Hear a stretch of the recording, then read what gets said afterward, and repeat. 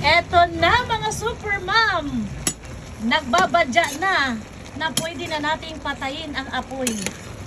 Half cook na siya. Nakita nyo, no? Oh, nakita nyo yung sahog namin? Diba? Sugpo. Kasi paborito ng bunso ko yan.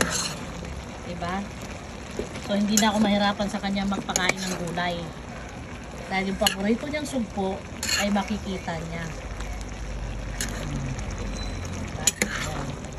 So, ito na. Nakuluin ko lang ng gusto. Hindi ko na patayin. Ito na yan. Goods na yan. Ang ganda tignan! Ang ganda ng ating ginisang upo. Ang sahog ay hipon.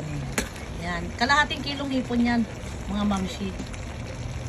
Isang matinding kulo lang. Goods na ito. Patayin na natin.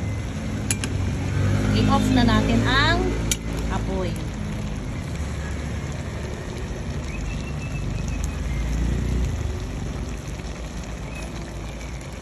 Ay, matabang.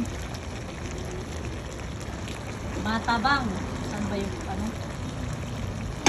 Saan ba na-rendition ng asin? Ay, ang layo. Teka, maglagay muna ako ng patis.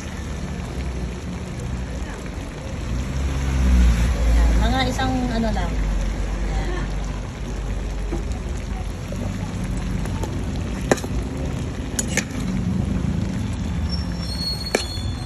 Ayan, luto na ito.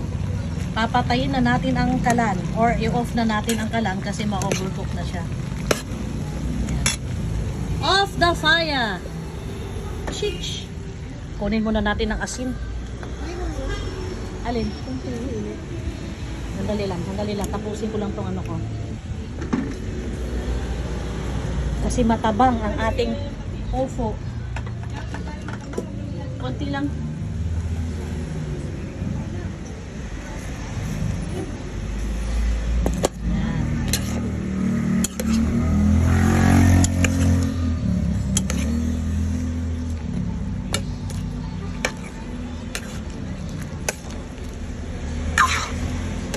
Wag po nang takpan, wag na nating takpan para hindi na ma-overcook ito.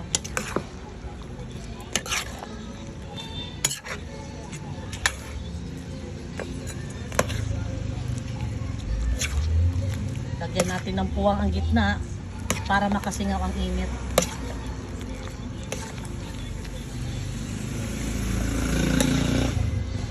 Tignan nyo yung bihas, oh. Ito yung naglasa ng husto, pati yung ulo ng hipon. Ito namang bihas, ibibigay ko yan sa mga alaga kong aso para ngangap-ngapin nila. Para pampalinis ang ngipin nila. Tikman na natin.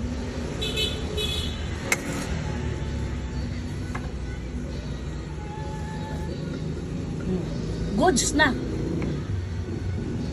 Okay. Our ginisang upo with hipon and buto-buto is done and ready to eat. Taste reveal na tayo.